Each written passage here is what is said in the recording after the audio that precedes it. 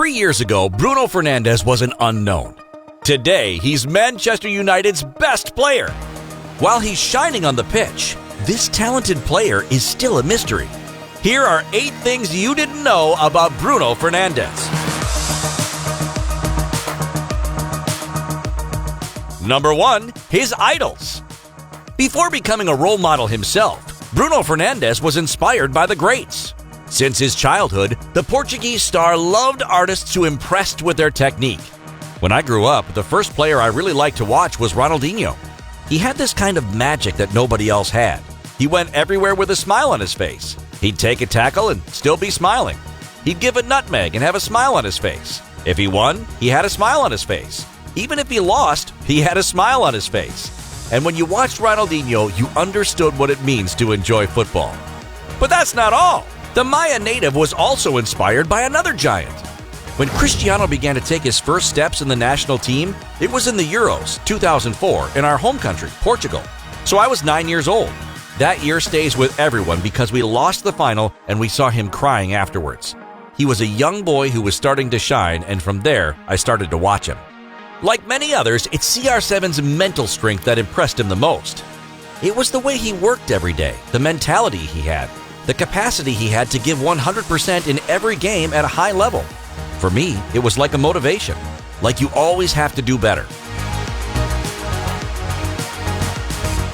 Number 2. He started as a central defender.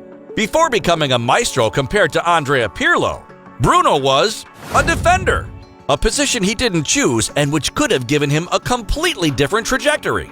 I played central defender for the most part when I started playing football. I was really good. I had a coach who said to me, if you want to be a top player, you'll need to play as a central defender. If you want to be a good player, you will be a midfielder. At the time, I didn't like to play there, but everyone was saying I was a good defender. They said I was smart, that I covered the sides. A missed opportunity? We're not so sure. Number 3. 8 is his lucky number. Since joining Manchester United, he's had the number 18 on his jersey. However, 8 is the number he holds dearest in his heart. It was a number that I loved because my father wore it when he was a player, but it's also the day of my birthday. Not to worry, the number 18 he wears for Manchester also has a lot of meaning. It's the date of my wife's birthday, and the other reason is that I grew up watching Paul Scholes playing with it. To have the same as him is incredible. The day number 8 becomes available will be a real dilemma for him. Number 4. He learned Italian by himself. Bruno Fernandes left Portugal for Italy when he was 17. He signed for Navarra after being rejected by Boavista, but the kid wasn't prepared. He didn't speak the language and suffered from serious homesickness. But he worked hard and learned Italian by himself. He put post-it notes everywhere to familiarize himself with the language. Tavolo on the table, sedia on the chairs, frigo on the refrigerator. He was very intelligent. After a month, he could already speak Italian. It was amazing. At 17, he already had great willpower. After working extremely hard for 5 years to move forward, he was rewarded. He returned to Portugal to sign for Sporting and became a star. Number 5. He has a strange penalty-taking technique. There's no doubt, Bruno Fernandes is a penalty specialist, a reputation he owes to his somewhat academic approach to taking them. Like Jorginho, he jumps right before striking the ball, a technique that confuses goalkeepers. What's your secret, Bruno? I don't have a secret. I train a lot and I always pay attention to the goalkeeper's behavior. I adapt to what I feel on the pitch and then I decide how to shoot. I don't have a specific technique. I do what seems right at the moment. However, the Red Devils player always likes to stay one step ahead.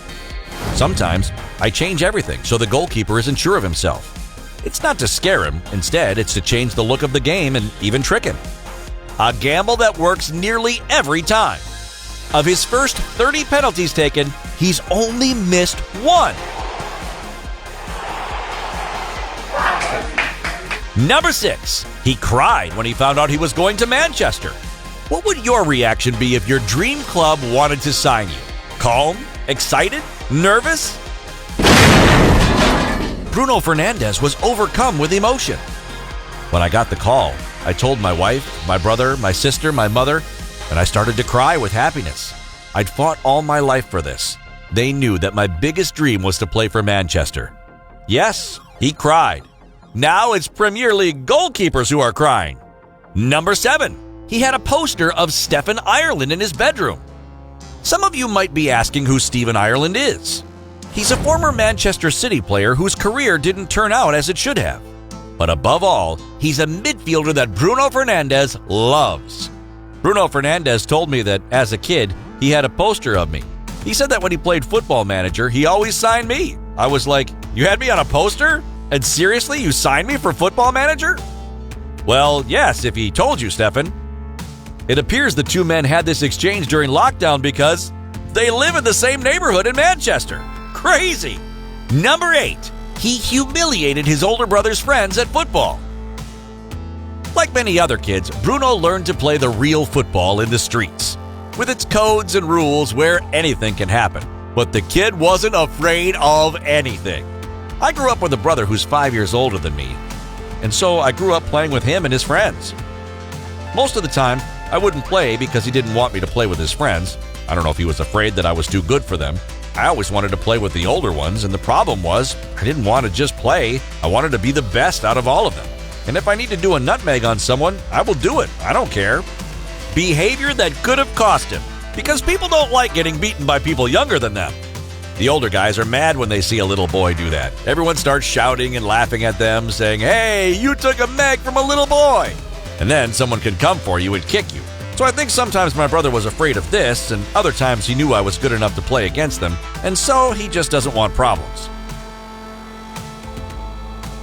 Today, it's on English pitches that this artist is painting his most beautiful work.